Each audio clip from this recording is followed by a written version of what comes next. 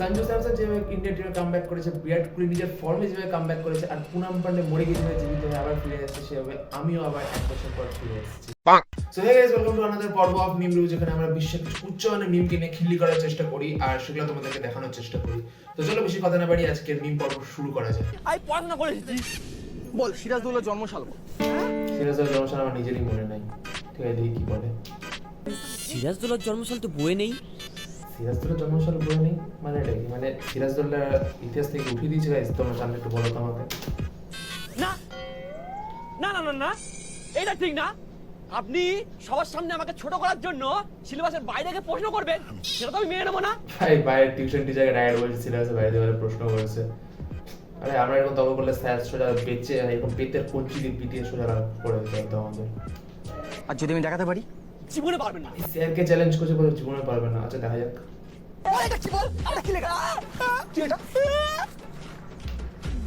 নবাব সিরাজদৌল্লা 1733 থেকে 1757, হয়তো লেখা যায় 33 থেকে 57 অব্দি। ঠিকই তো আছে। এটা জন্মসাল? হ্যাঁ, আর আমি মনে করি এটা ওনার টেলিফোন নাম্বার, তাই জন্য শুধু টেলিফোন? সিরাজদৌল্লার টেলিফোন শেষ হয় টেলিফোন ছিল? বারবার কল করতে, শুধু বলতে নট দিয়ে দেবেন।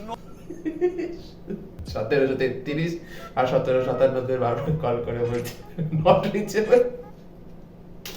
নট দিয়ে দেবেন।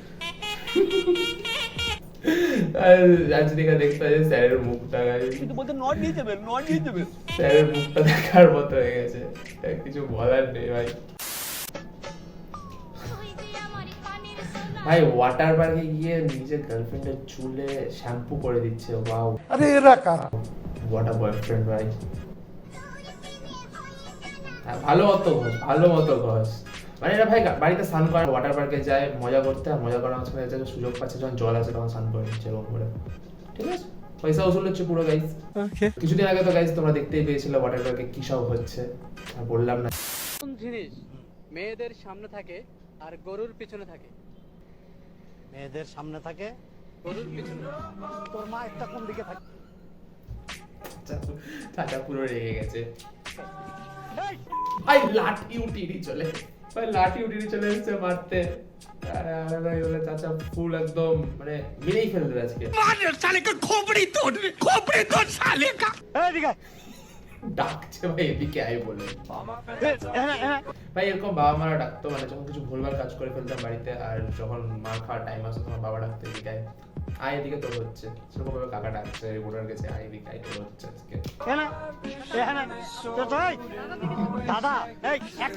দাদা দাদা ঠিক আছে, এরকম দাদা কে দিয়েছে করে ভাই? এরকম দাদা দিয়েছে আসতে কেউ মেরে দিবে।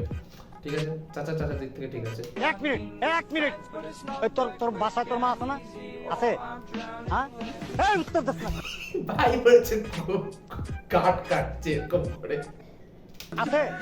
হ্যাঁ, তোর মার দিকে, তোর মারটা কোন দিকে থাকে? ও জিজ্ঞাসা করতে পারবে আমাকে?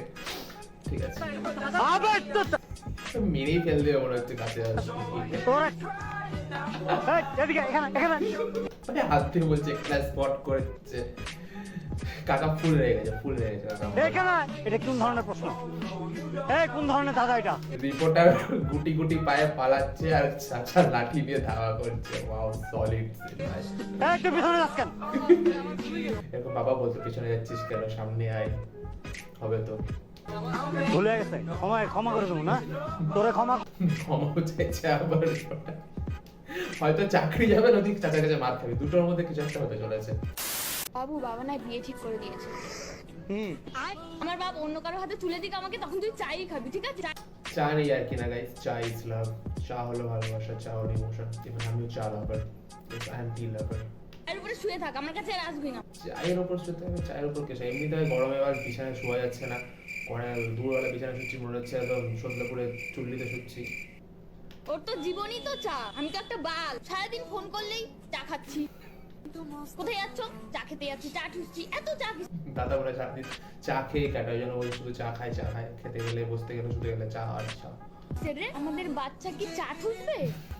বাচ্চা চা ঠুসবে, বড় চা ঠুসবে অবশ্যই।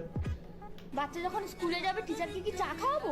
না, স্কুলের টিচারকে চা খাওয়াবে কিনা জানি না, বাট বাড়িতে যখন টিচাররা আসে তো মারা বাবারা চা করে দেয়, তো সেই জায়গায় কফিও ব্যবহার করতে পারি আমরা। চা দেবো?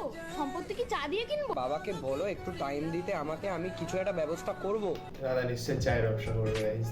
চা, বয়ফ্রেন্ড চাওয়ালা। কি খুলবে? চায়ের দোকান খুলবে? তোমার দুধ দিয়ে চা বানাবে? এটা কে অ্যাফোর্ড করবে না? এটাতে ওটা ইম্পসিবল, ওটা হতে পারে না। এটা এই যুগে অন্তত বলা যায় না ভাই, যুগ তো বদলাচ্ছে, যা কিছু হতে পারে, যা তা জিনিস হতে পারে। কেউ খাবে না, ঠিক আছে? দুধ দিয়ে চা বানাবে? দুধও তো নেই, পুরো সমান। হ্যাম না, হিংসার প্রতীক শালা, ফালতু। বিয়ে করো নেবো দাঁড়া একটা। আমিও চা খাই, চাটা বেশ ভালো হয়েছে। লাস্টে দ্বিতীয় বলছে দ্বিতীয় চা খাচ্ছে, দিস চাটা ভালো হয়েছে। জানি ভাই চা ইজ এভরিথিং। তো দ্বিতীয় বলছে লাস্টে চা ভালো হয়েছে, তো চা অবশ্যই ভালো হয়েছে এবং চা খাওয়া ভালো, চা স্বাস্থ্যের পক্ষে ভালো। তো তোমরাও চা খাও, আমিও চা খাই, মানে আমি শুট করে চা খাবো, ঠিক আছে? চা খাও। এই ভোট দিয়ে সরকার আনা আর এই বিয়ে করে বউ আনা দুটাই সমান। হ্যাঁ, যেরকম মানে ভোটের পর যখন মানে ভোট হয়ে গেলে যেরকম নেতাদের খুঁজে পাওয়া যায় না, সেরকম বউ যদি শ্বশুর বাড়ি চলে আসে, শ্বশুর বাড়িতে বউ মানে বউ শ্বশুর বাড়ি আসবে, বাপের বাড়ি চলে গেলে বাপের বাড়িতে যখন আসতেও চায় না। ঠিকই আছে একদিকে। বিয়ের পরে আর ভোটে জেতার পরে নেতারাও কথা শুনে না, ওরাও কেউ কথা শুনে না। একদিকে ঠিক কথা বলেছে, কিন্তু যাদের গার্লফ্রেন্ড বয়ফ্রেন্ড যাদের মানে শুধু বুঝতে পারছো আসলে আমি কি বলতে চাইছি, তো তারাও আর কি। মাত্র 30 দিনে ইংরেজি শিক্ষা। 30 দিনে শিক্ষা ভাই, এখানে 3-4 বছর লোক ইংরেজি শিখতে যাচ্ছে না, ফেল করে যাচ্ছে ইংলিশে, এইচএসে, উচ্চ মাধ্যমিকে, সরি উচ্চ এইচএস একই হয়ে যায়, মাধ্যমিকে উচ্চ মাধ্যমিকে ফেল করে যাচ্ছে, আর এখানে 30 দিনে ইংরেজি শেখাচ্ছে। দেখা যাক কি শিখেছে আমাদের দাদা। Okay, brother. What I invite them, you know? What I invite them? I invite them. My wife will be cooking on last Saturday. বউ বিরিয়ানি বানিয়েছে, মানে কাছ থেকে দিদি আমাদের বৌদি বলেছে বিরিয়ানি বানিয়েছি। তার মানে দিদি হয়তো রান্না ভালো করে, ওই জন্য সবাইকে ইনভাইট করে খাওয়াচ্ছে দাদা আমাদের। No. Next Saturday, I invite our journalist brothers and sisters. Brothers and sisters, wow, sisters মানে উল্লেখ করে দিয়েছে, ভাই বোন সবাই আছে, মানে জার্নালিস্ট ভাই বোনরা সবাই আছে আমাদের। সো হে গাইস, প্রায় 1 বছর পর চ্যানেল নতুন ভিডিও এসেছে। হ্যাঁ, 2টো ভিডিও দিয়ে গায়েব হয়ে গেছিলাম, একটু প্রবলেম ছিল, আপনার বুঝতে পারছো কোয়ালিটি কমে গেছে, তার জন্য একটা বড় কারণ আছে। তো আস্তে আস্তে ইমপ্রুভ হবে, চ্যানেলটা তো গ্রো হবে, তো আস্তে আস্তে আমি কোয়ালিটি ইমপ্রুভ করার চেষ্টা করবো। তো আসলে তোমাদের ভিডিওটা ভালো লেগেছে, ছোট একটা ভিডিও শুরু করলাম, আস্তে আস্তে কন্টিনিউ করবো আমি এই চ্যানেলটাতেও, কারণ সপ্তাহে তো 2টো করে ভিডিও আসবে। তো যদি ভিডিওটা ভালো লাগে অবশ্যই চ্যানেল সাবস্ক্রাইব করো, লাইক করো, কমেন্টে জানাও কেমন লেগেছে। চলো দেখা যাচ্ছে পরবর্তী কোনো ভিডিওতে, মানে রিভিউতে। তো চলো, বাই।